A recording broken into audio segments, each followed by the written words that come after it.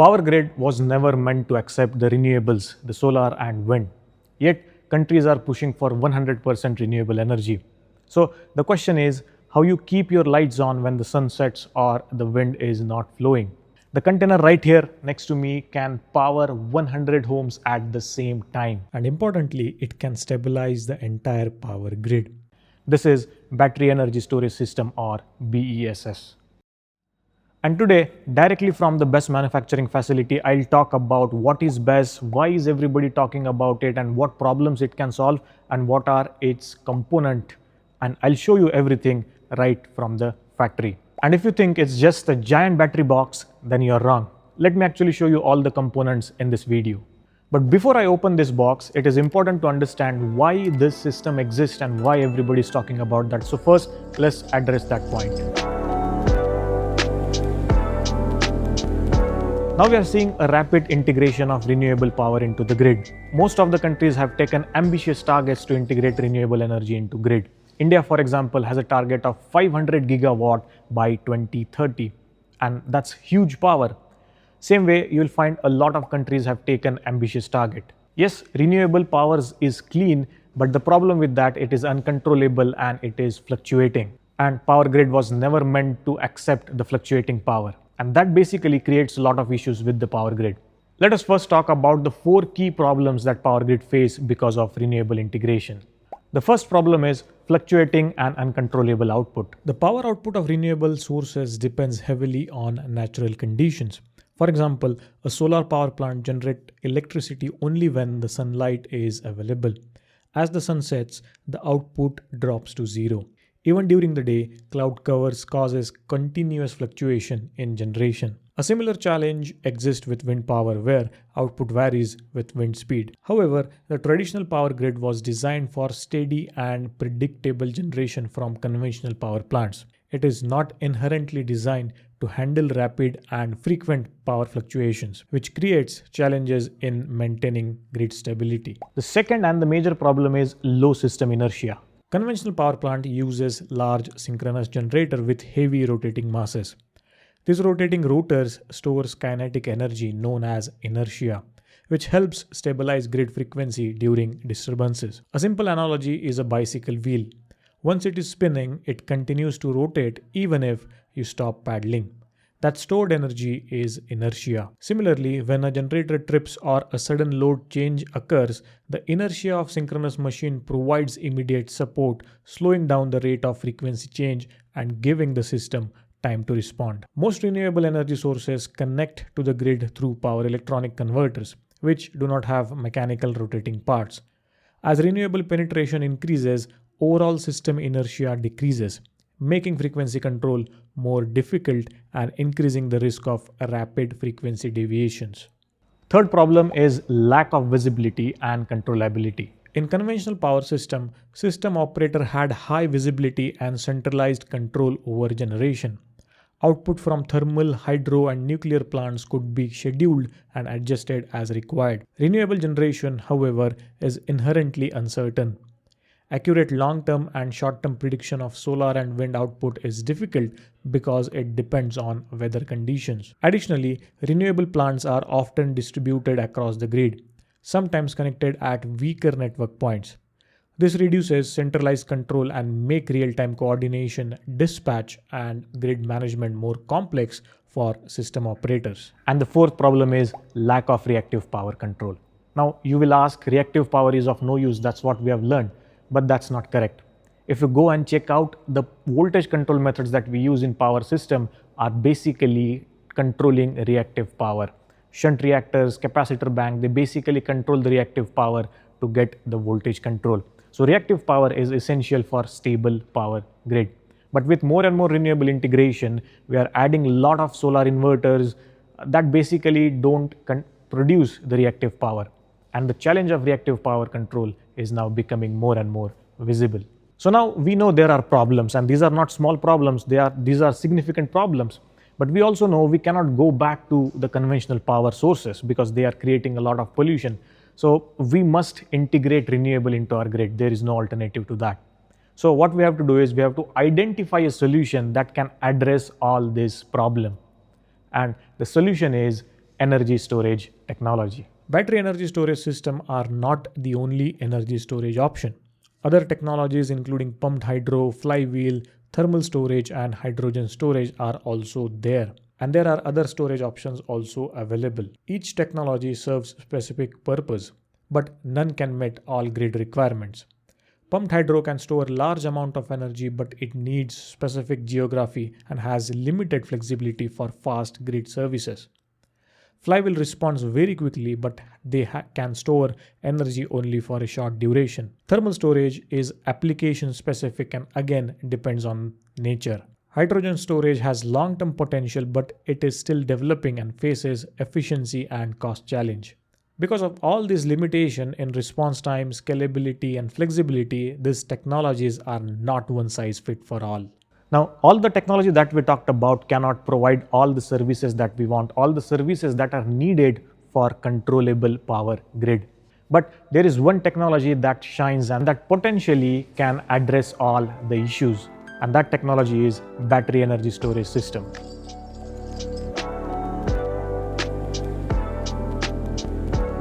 So as the name suggests, in this energy storage technology, we use batteries to store electrical energy.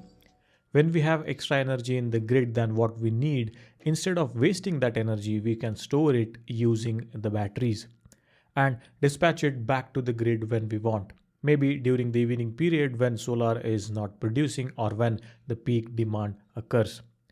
You can consider this as a giant power bank, but for the entire power grid. Now, BESS just don't store the energy into it. It also interact with the grid on a real-time basis. BESS is not only used for energy storage, it goes beyond. It can be used for peak shaving, energy arbitrage, frequency support, RE output stabilization, black start capability, and many other applications. And the best part of the BESS, they are easy to extend. So right next to me is a 250 kilowatt hour cabinet.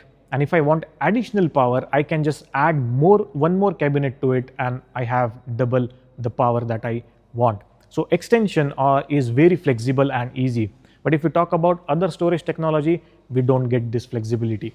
And that's where the BESS really shines. Now that we understand what is BESS and what application it can serve, and it is very essential for having a stabilized power grid. But a lot of people think that the BESS is just a big giant power bank and that's all. But that is not correct. This is a highly engineered piece of device, and let me actually show you what are all the components that are there placed and that makes a complete BESS. So the first component is of course the batteries. Now these are not one giant battery. It is connected with a lot of small cells. So small cells connected together forms a module, and that module connected together forms a battery pack or battery rack. You can see right here, these are all the modules and we have connected those in series with each other. And that's how we are getting 250 kilowatt hour of energy. And this is a complete modular design. The benefit of modular design, if there is something wrong with one module, we can take out that module completely and replace it with the new one. Currently, the BESS market is dominated by lithium-ion chemistry. The device that you see right next to me uses the lithium-ion LFP technology. Now, why lithium-ion dominates?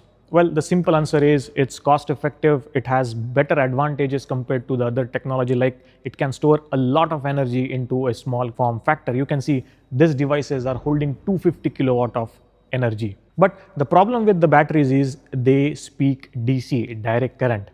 But our grid is having alternating current or AC because we generate, we transmit and we distribute power using alternating current. So how do we communicate between these two different languages? Well, we need a converter, and that's where power conversion system or PCS comes into picture. The power conversion system or PCS plays two roles. The first role where it converts the power coming from the grid into DC and acts as a rectifier. The second function it performs, the power output of the battery will again be DC, and that needs to be converted in order to connect to the grid. And that is the second function, conversion of DC into AC is also done by the PCS, and in that case it acts as an inverter. PCS can come into two configurations, one incorporated within the same cabinet as the batteries, or PCS can sit into a dedicated cabinet or container. This is usually seen in mega BESS projects. Now, PCS is a very crucial device. The PCS that you see inside this container can accept 415 volts from the grid, that is converted back into 830 volt DC, using which we charge our batteries. And while giving it back, that 832 volts is again converted back into AC into 415 volts, and then we can connect it back to our grid. Now, it is very important device because if PCS fails, the whole unit is of no use. There won't be any charging, there won't be any discharging. So it's a very important device to keep an eye on. Now, PCS is allowing the power to flow inside our batteries.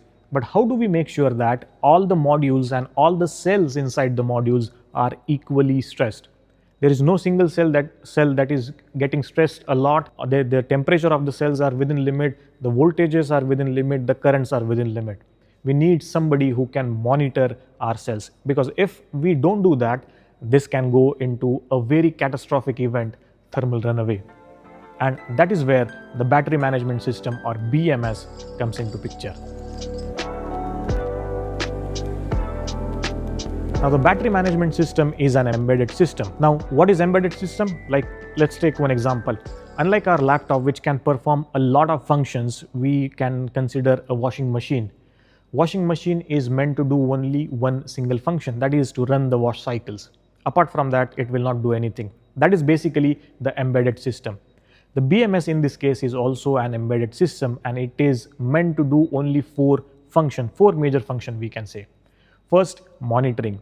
The BMS continuously monitors the cell's temperature, the voltage and current, and it gives information to all the other stakeholders in the system. The second function is the protection function, in which in case if the BMS detects something is not right with one of the cell, the BMS will immediately inform that to the distribution unit, and then distribution unit will cut down that particular module, avoiding any escalations further.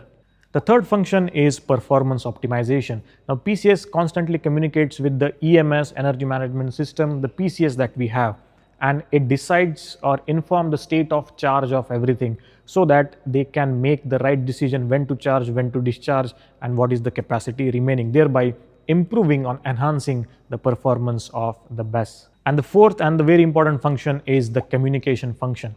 It is constantly in touch with the PCS, power conversion system, and the EMS, energy management system. So all the data will flow through them and they can make the right decision. So you can say the BMS is the watchdog of complete battery energy system, especially the battery modules. But even the smartest electronic devices cannot help if the temperature is not within limits. If the temperature is going high, the BMS cannot do anything. And that is why we also need thermal management system, or TMS, into this.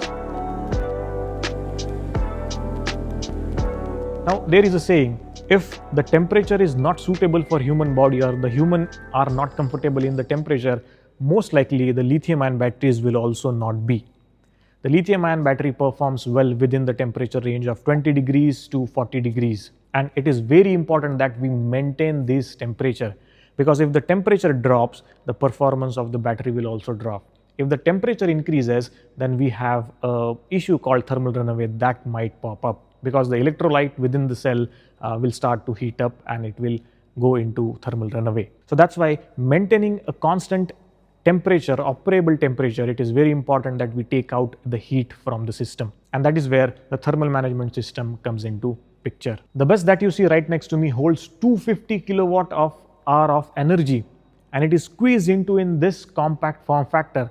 So for sure there will be heating, and we need to take out that heating, and that is the reason why this device has a liquid cooling system. So you see we have at the bottom pumps which will pump the coolants inside the module, and the heat will be taken out. Now there are different methodologies. We also have HVAC systems used depending on what is the application. But when you have a compact product, liquid cooling system makes more sense. But temperature control is only one part of the story. We also need system that can help us in case the event escalates into fire. And that is where the fire suppression system comes into picture. Now Of course, this is a lot of energy that we are storing. So there is a possibility that if the event escalate, it can result into a fire, and that fire cannot be controlled. It's that bad. So that's why we have different sensors here. We have smoke sensor, off gas sensor, temperature sensor, humidity sensor that will constantly keep an eye on everything inside the container or the cabinet, and then keep informed to the fire suppression system. Now in this particular device, in the module level itself, we have aerosol based solutions used. So in case if something is wrong, that tube will burst and the aerosol will come out, and that will contain or limit the fire within that particular module only. So fire suppression system is very essential. There are different methodologies available using which you can suppress the fire depending on how big the BESS is. For a bigger 20-foot container, the system will change. Now, if you are interested to know about what are the different fire risk in the BESS, what are the suppression systems available, I've had a detailed discussion on this with a fire safety expert. If you're interested learning about that, you'll get link for that discussion down in the description. Now we have everything in place. We have batteries, we have converters, we have safety systems and all the things that we need. But how do we make the decision when to charge and when to discharge? And how do we make sure that this BESS can perform the different function that we want? And that is where the EMS or energy management system comes into picture. Imagine you have taken this BESS for energy arbitrage, but it is charging when the electricity charges are at its peak, and it is dispatching energy when electricity charges at its lower. Well, you will lose the money in that, right? So to make that smart decision and to make it automatic, we can use the energy management system to make the decisions. We can program the energy management system based on our need. It's a software-based solution that constantly in touch with the BMS and the PCS. It basically commands the PCS and when to charge and when to discharge. Now, depending on the application, you can change the program and then set the EMS according to the need. EMS is considered as the brain of BESS. If the BESS is efficient or not is, you can say, decided by how efficient the EMS system is. Now, all this intelligent system need a cabinet or container that can hold everything in safely. And that's where you see we have this container. This container is IP55 rated, which means it is highly suitable for outdoor installation. Now, it's just not the metal cabinet.